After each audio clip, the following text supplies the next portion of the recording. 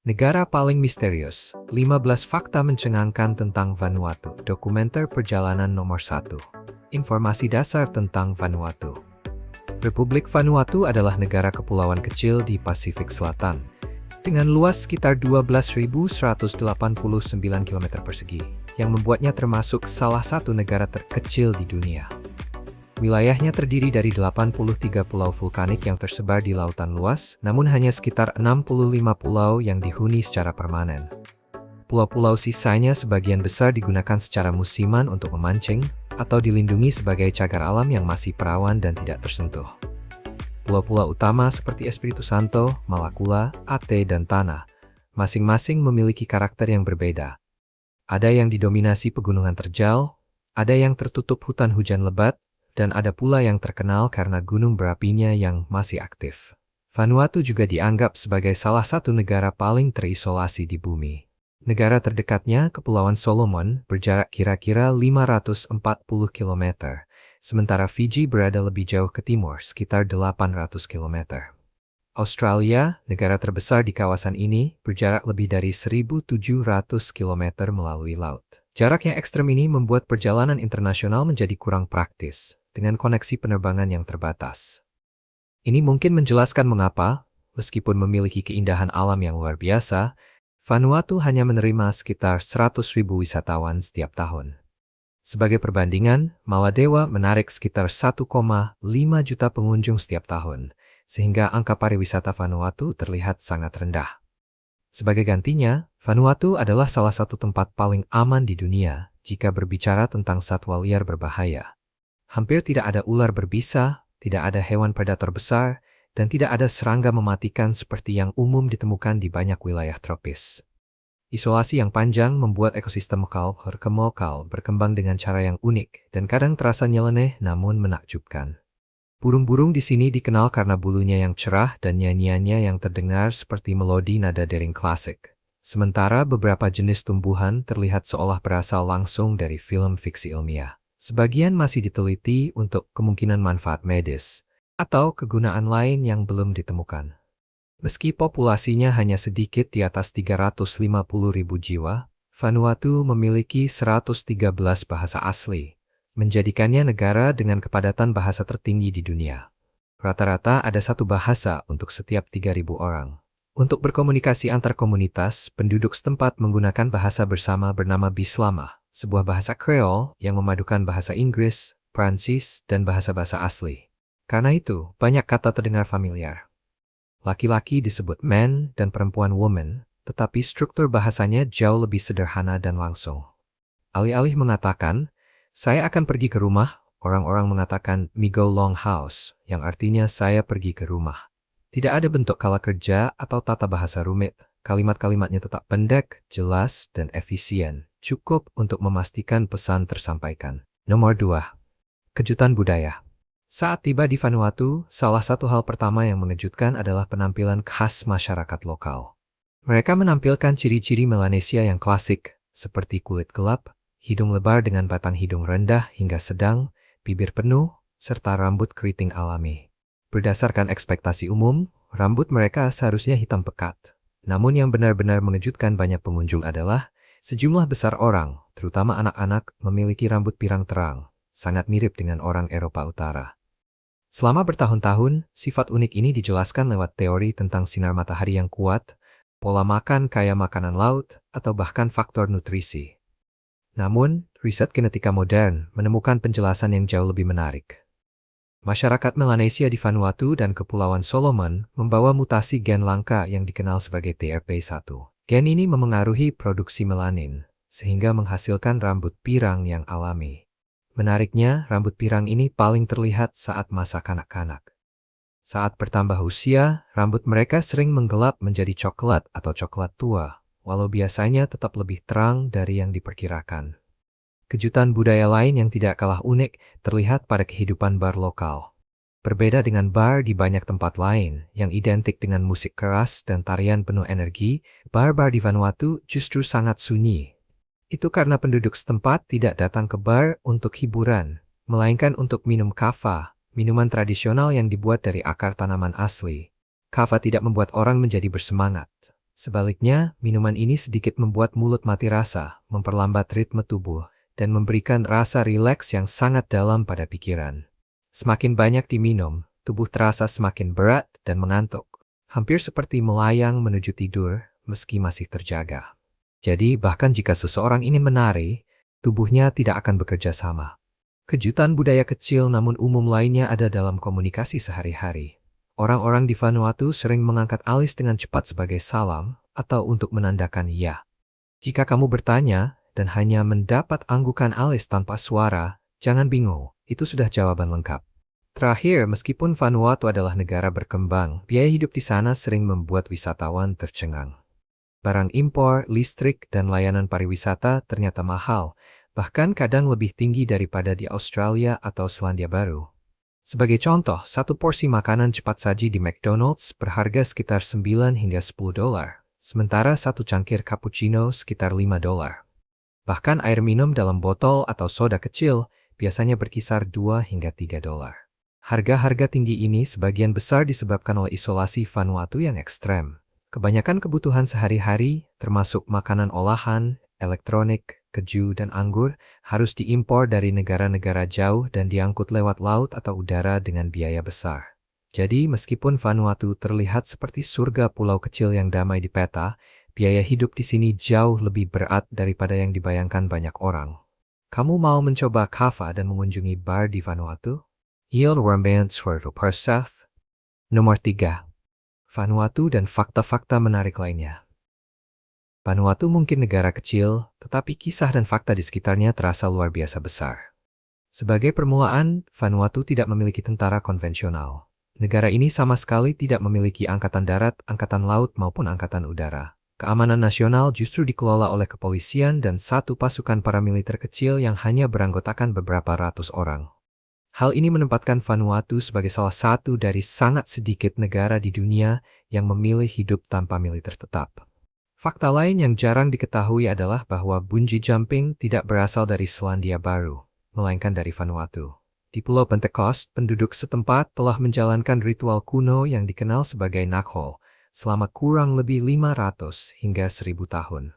Dalam upacara ini, para pria mengikat sulur tanaman merambat pada pergelangan kaki mereka, lalu melompat dari menara kayu setinggi 20 hingga 30 meter untuk memohon panen yang baik dan menunjukkan peralihan menuju kedewasaan, tanpa peralatan keselamatan modern apapun. Karena itu, naghole dianggap sebagai salah satu ritual paling berbahaya di bumi. Pada awal abad ke-20, para misionaris Eropa pernah mencoba melarang praktik ini, tetapi larangan tersebut tidak pernah benar-benar ditegakkan sepenuhnya. Komunitas di bagian selatan Pulau Pentecost tetap menjaga tradisi ini. Pada bulan Februari tahun 1974, Ratu Elizabeth II mengunjungi pulau tersebut untuk menyaksikan ritual ini. Dan kabarnya, beliau melihat sebuah kecelakaan fatal terjadi saat salah satu lompatan. Baru pada abad ke-20 ritual ini dikenal secara internasional, lalu menginspirasi lahirnya bungee jumping modern. Di Vanuatu, babi memiliki nilai yang jauh melampaui ternak atau hewan peliharaan. Babi adalah simbol kekayaan. Seekor babi dengan taring yang melengkung secara alami bisa bernilai mulai dari beberapa ribu hingga puluhan ribu dolar Amerika Serikat, tergantung seberapa rapat lengkungan taringnya. Menjelang pernikahan, pembangunan rumah, atau peristiwa besar dalam hidup, masyarakat setempat sering melakukan ritual yang melibatkan persembahan telinga babi, karena mereka percaya hal itu menyenangkan leluhur dan roh, serta membawa keberuntungan, status, dan kemakmuran bagi keluarga. Fakta mengejutkan lainnya, Vanuatu hampir tidak mengenakan pajak penghasilan pribadi, pajak warisan, maupun pajak keuntungan modal. Ini membuat negara tersebut memiliki reputasi sebagai surga pajak di Pasifik Selatan. Yang lebih tak terduga lagi, pendidikan dasar di Vanuatu sepenuhnya gratis bagi anak-anak berusia 6 hingga 12 tahun. Namun kenyataannya lebih kompleks.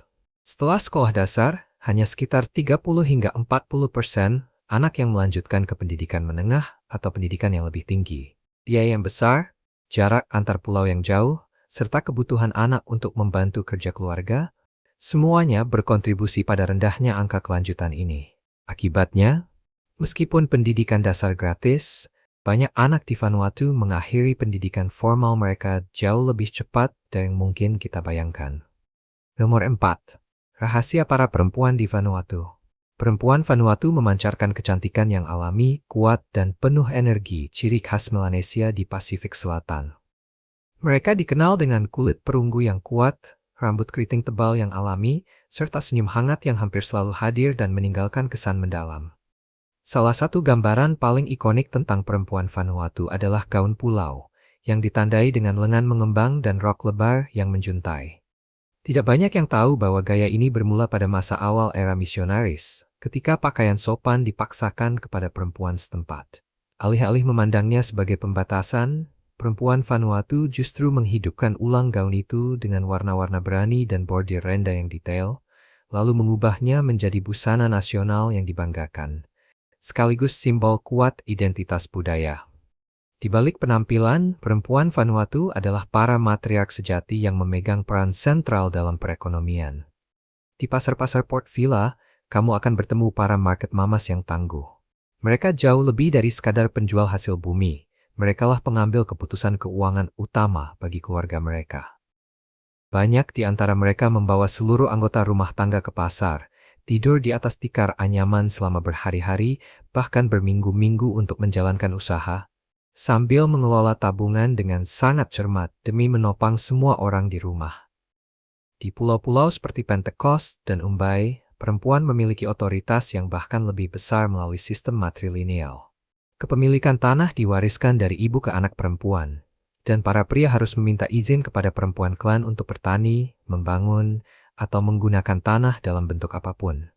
Dalam urusan cinta dan pernikahan, perempuan Vanuatu bersikap praktis serta sangat menghormati adat tradisional yang secara lokal disebut kastam. Siapapun yang ingin menikah perlu memahami konsep harga pengantin. Meski terdengar seperti transaksi, sebenarnya ini adalah kompensasi simbolis dari keluarga mempelai pria kepada keluarga mempelai perempuan. Persembahan ini biasanya mencakup babi liar bertaring panjang, tikar anyaman yang dibuat dengan sangat halus, dan makanan. Keyakinannya adalah bahwa keluarga mempelai perempuan telah menginvestasikan bertahun-tahun kasih sayang untuk membesarkan seseorang yang berharga, dan hadiah tersebut menjadi bentuk rasa terima kasih sekaligus penghormatan. Yang mengejutkan, perempuan dari negara kecil yang secara ekonomi menantang ini juga bersinar di panggung olahraga internasional. Tim voli pantai putri Vanuatu adalah kekuatan serius di kawasan Pasifik dan sering membuat lawan dari negara yang jauh lebih besar terpukau. Jauh dari kata rapuh, para perempuan ini tangguh, ulet, dan penuh tenaga, berlari tanpa alas kaki di atas pasir yang membara. Kalau kamu ingin tahu cara memulai percakapan atau mengenal perempuan Vanuatu lebih dekat, tulis komentar dengan nomor 3, dan kami akan bagikan lebih banyak. Nomor 5. Orang-orang yang menyembah barang-barang mewah dan Pangeran Philip di Vanuatu, pernah ada orang-orang yang menyembah barang-barang materi, sekaligus Pangeran Philip. Kedengarannya mungkin sulit dipercaya, tetapi keyakinan seperti ini benar-benar pernah ada di pulau-pulau kecil di Pasifik.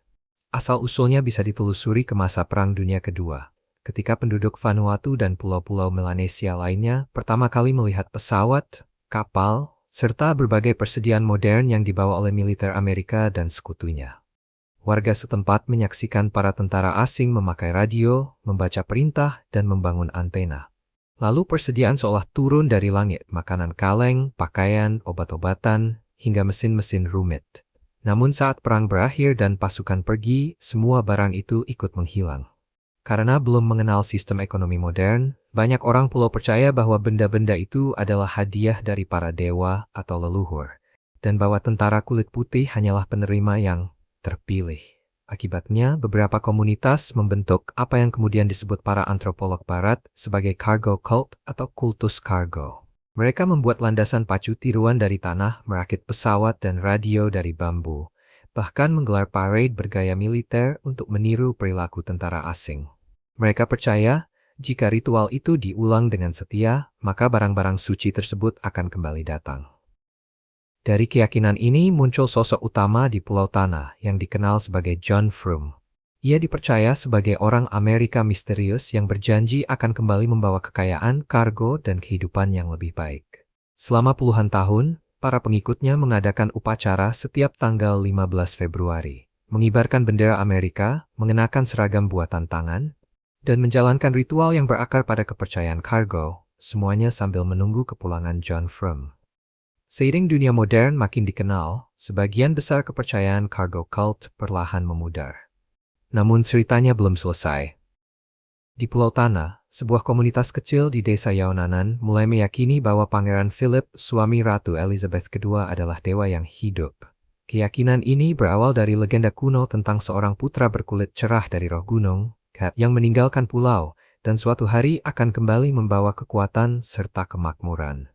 Pada masa ketika Vanuatu diperintah bersama oleh Inggris dan Prancis, warga desa mendengar tentang keluarga kerajaan Inggris dan menyimpulkan bahwa Pangeran Philip cocok dengan sosok dalam legenda mereka. Keyakinan ini tulus dan mengakar kuat, bukan lelukon, apalagi sekadar tak hayul sesaat. Penduduk desa memajang foto-foto Pangeran Philip di balai komunitas mereka dan memperlakukannya sebagai benda suci. Yang mengejutkan, Pangeran Philip mengetahui kepercayaan ini dan ia membalasnya dengan mengirim foto bertanda tangan serta hadiah.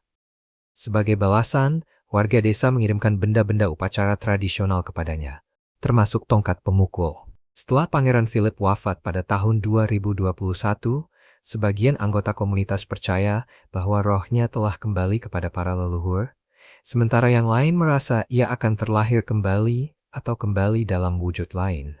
Seperti yang sudah diramalkan legenda kuno mereka. Nomor 6. 4 suku paling aneh di Vanuatu.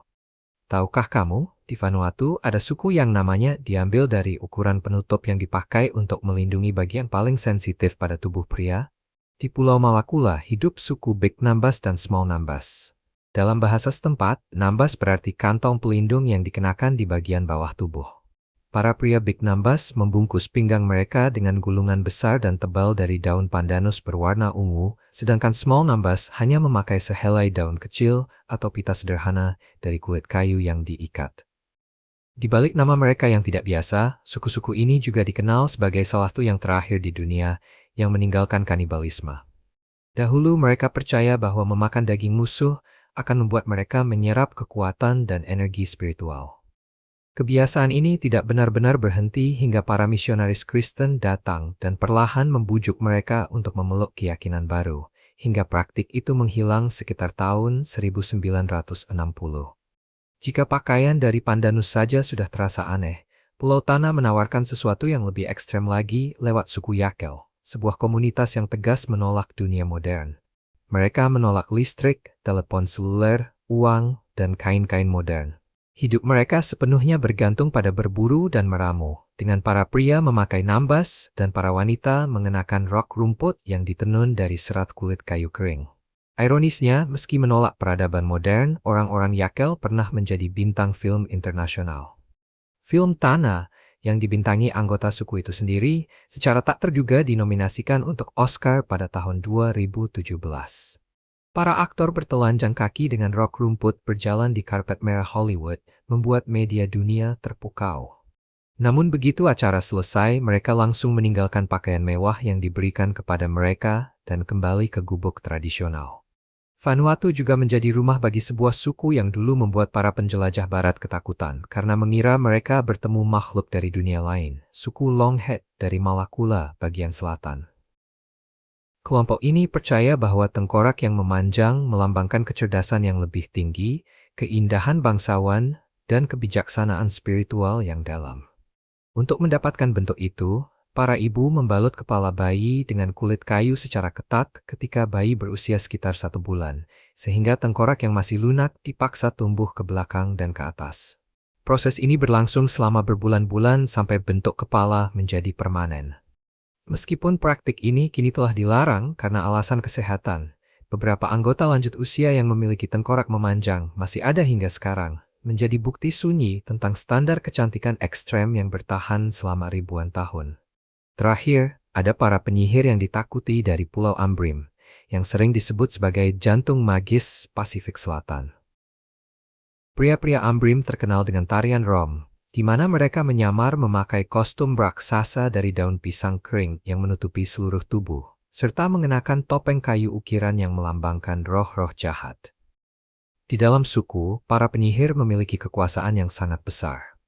Warga setempat percaya mereka bisa mengendalikan roh gunung berapi, memanggil hujan, menghentikan badai, atau menyembuhkan penyakit yang melampaui pengobatan modern. Hati-hati karena takut akan kekuatan sihir mereka. Nomor 7. Tempat paling aktif secara seismik di bumi Vanuatu dikenal luas sebagai salah satu tempat paling aktif secara seismik di planet ini. Negara kepulauan ini berada di sepanjang tepi barat lempeng Pasifik, di mana lempeng raksasa tersebut terus-menerus dipaksa menyusup ke bawah lempeng Australia di palung New Hebrides. Tabrakan dan subduksi yang berlangsung tanpa henti ini, aktif selama jutaan tahun, menciptakan seluruh rangkaian pulau yang membentuk Vanuatu modern. Pada saat yang sama, proses ini mengubah wilayah tersebut menjadi titik panas yang sangat intens untuk gempa bumi dan aktivitas vulkanik. Bahkan hingga hari ini, gaya-gaya geologi itu tetap aktif, membuat daratan terus bergerak tanpa henti. Vanuatu memiliki 22 gunung berapi. 13 diantaranya tidak aktif. Sementara 9 lainnya masih aktif atau menunjukkan tanda-tanda peningkatan aktivitas. 7 di daratan dan 2 di bawah laut.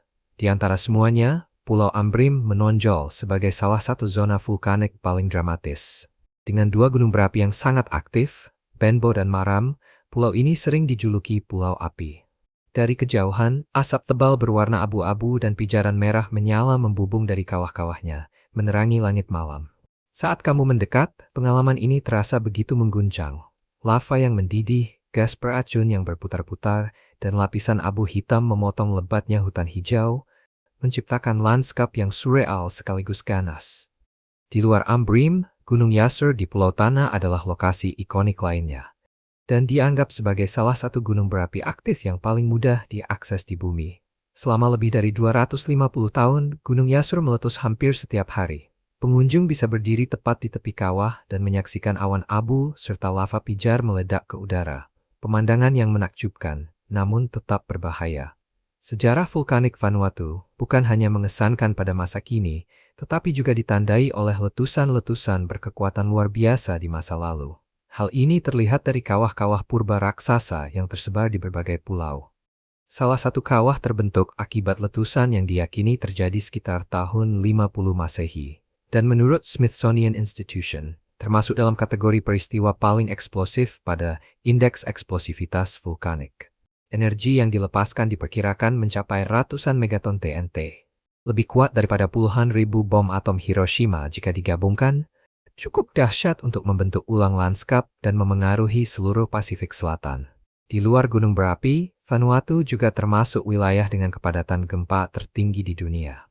Rata-rata, sekitar 200 gempa berkekuatan magnitudo 4 atau lebih tercatat setiap tahun. Meski sebagian besar hanya getaran kecil, kejadian yang menghancurkan juga pernah terjadi. Pada tahun 1999, sebuah gempa yang diikuti tsunami menyebabkan 10 orang meninggal dan melukai ratusan orang. Paling baru, pada tahun 2024, gempa berkekuatan magnitudo 7,3 mengguncang dekat ibu kota, Port Vila, mengakibatkan 14 kematian, 265 orang terluka, serta kerugian ekonomi yang diperkirakan mencapai 231,7 juta dolar. Hampir 19,1% dari produk domestik bruto negara tersebut. Nomor 8.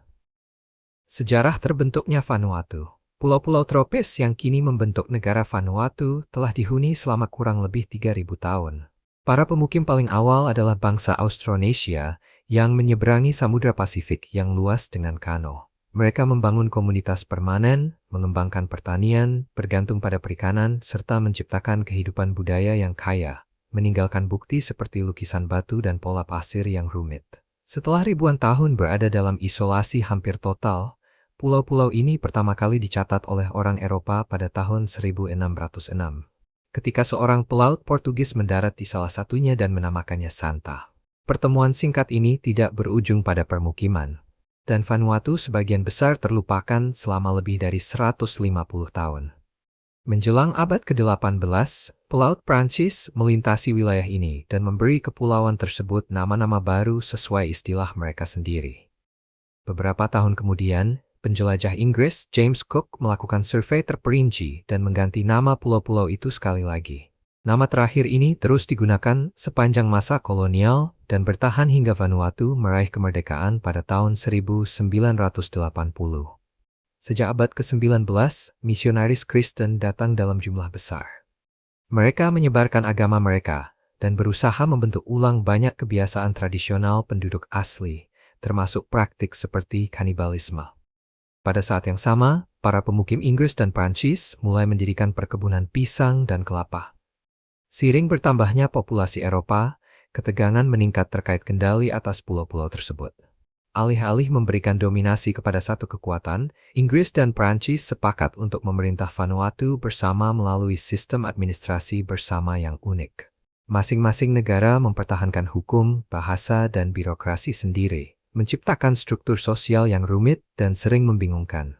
Pengaturan ini sangat tidak disukai oleh penduduk asli, yang sebagian besar tersingkir dari keputusan tentang masa depan mereka sendiri.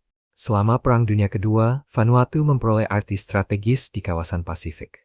Di bawah kendali Inggris dan Prancis, masyarakat lokal menyediakan tenaga kerja dan dukungan bagi pasukan Amerika Serikat yang ditempatkan di pulau-pulau tersebut selama perang melawan Jepang. Kehadiran pasukan sekutu secara drastis mengubah infrastruktur dan organisasi sosial, sekaligus membuka jalan bagi perubahan di masa depan.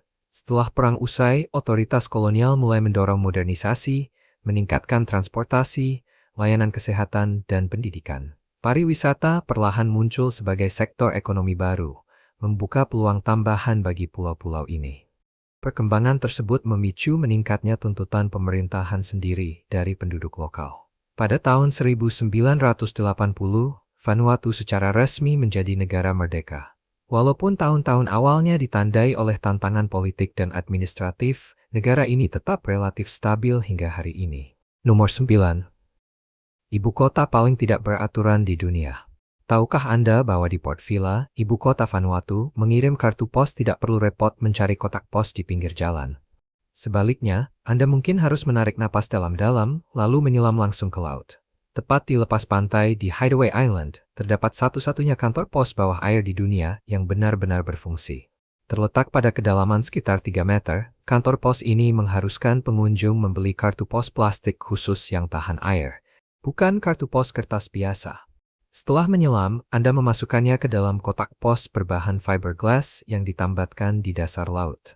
Yang membuatnya makin luar biasa, kantor pos ini memiliki staf sungguhan, penyelam profesional dengan tabung oksigen yang memberi cat dan memproses surat di bawah air menggunakan stempel khusus yang tahan air. Meski terdengar seperti atraksi unik semata, ini adalah layanan pos resmi dengan pengambilan surat setiap hari. Hal ini menjadikan Port Vila sebagai satu-satunya ibu kota di mana kemampuan berenang bisa lebih penting daripada mengetahui kode pos.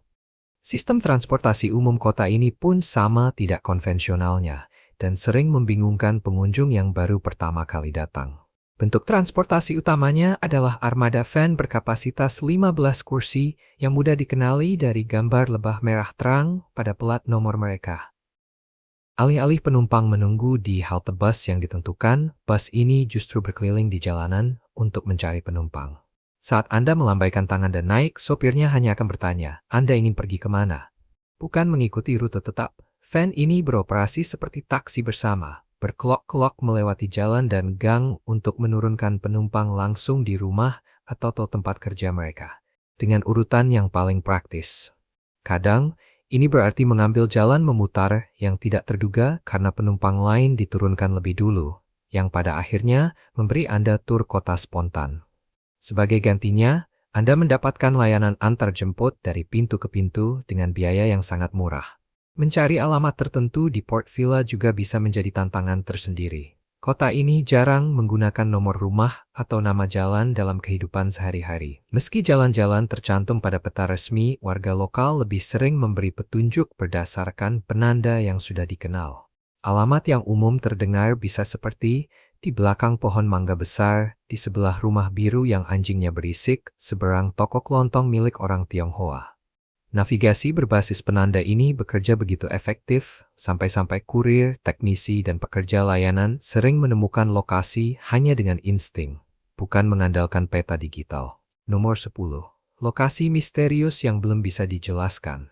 Aratoka Island, yang juga dikenal sebagai Hat Island, terletak di lepas pantai barat Evate dan diselimuti salah satu misteri paling kelam dalam sejarah Pasifik Selatan.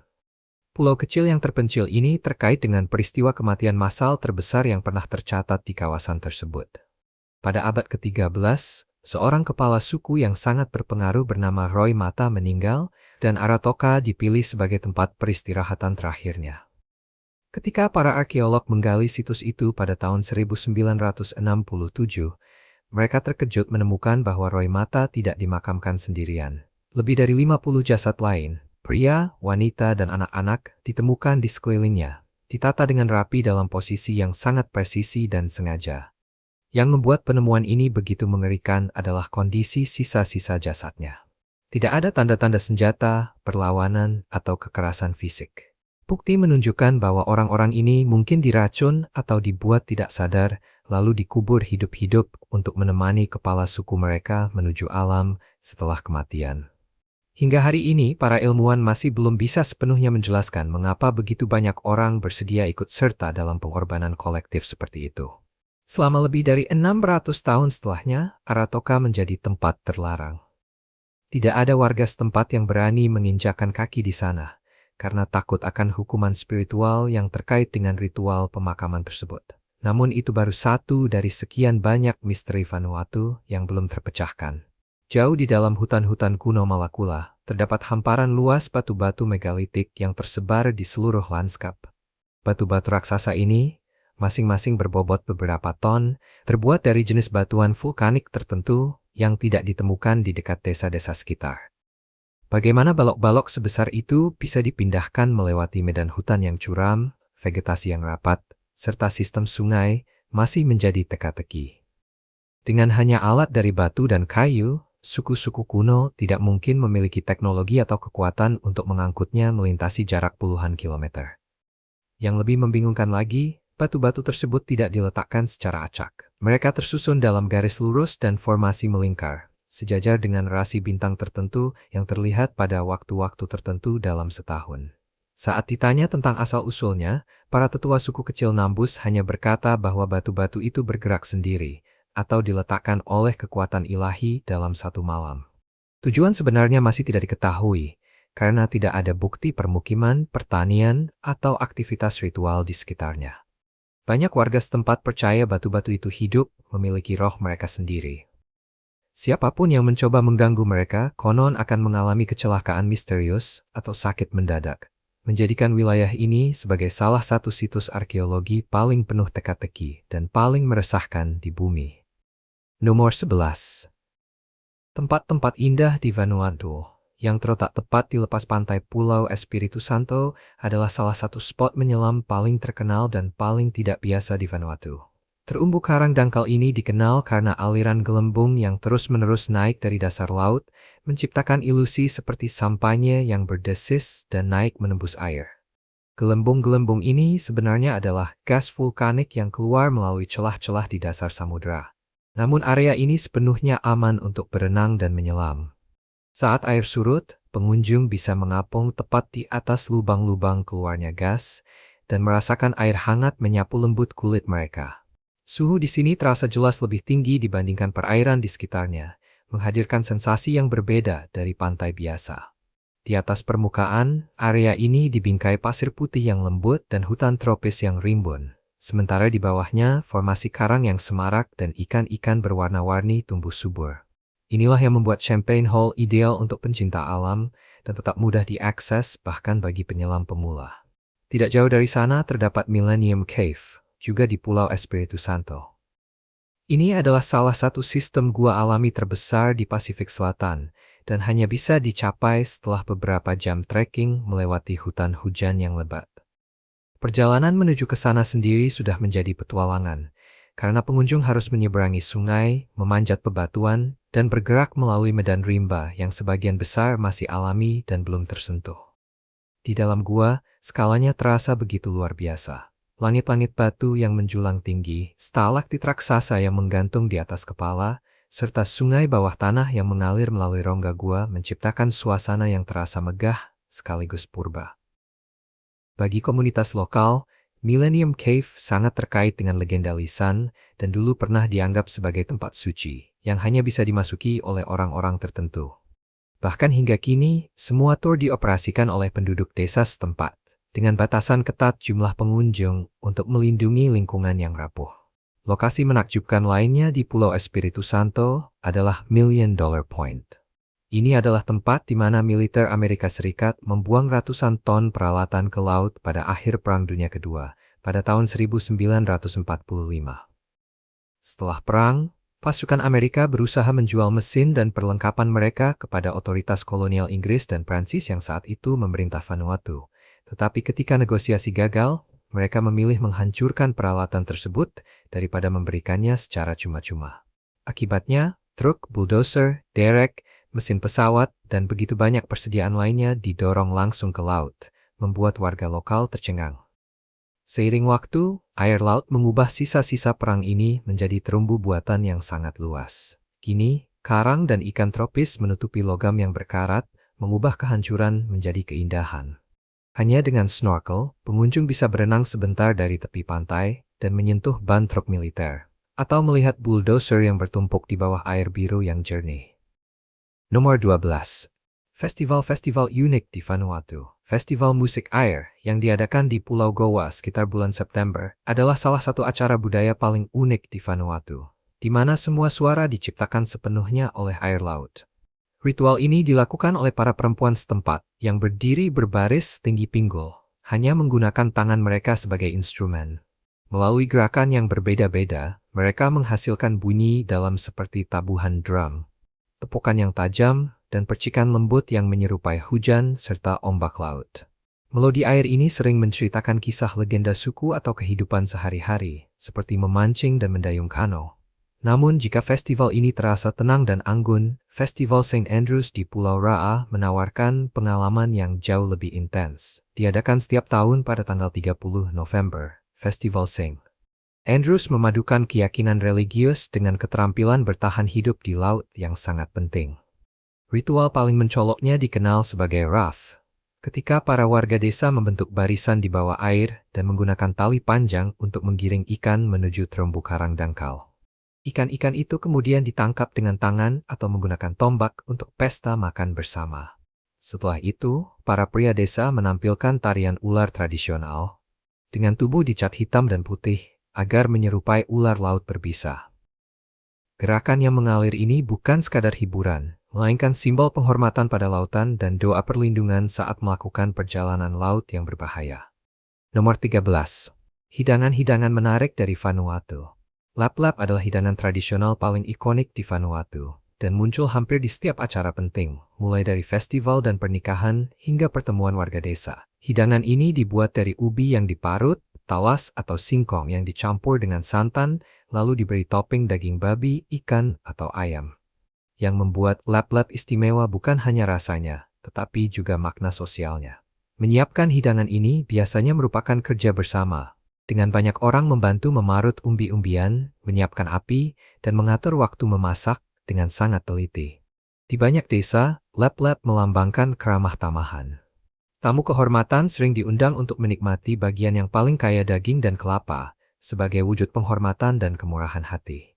Selain lap-lap, tuluk adalah hidangan lain yang jelas mencerminkan gaya hidup dan mobilitas masyarakat Vanuatu.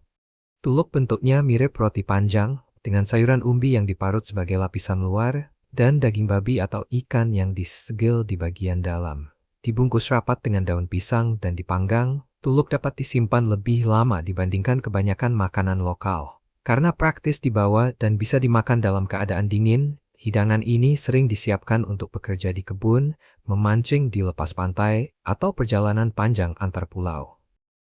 Hidangan lain yang sering mengejutkan pengunjung adalah daging kelelawar pemakan buah. Karena kelelawar sangat melimpah di seluruh Vanuatu, kelelawar pemakan buah merupakan sumber protein yang penting, terutama di pulau-pulau terpencil yang memiliki ternak terbatas. Daging kelelawar biasanya disajikan untuk makan bersama atau acara khusus, bukan untuk konsumsi sehari-hari.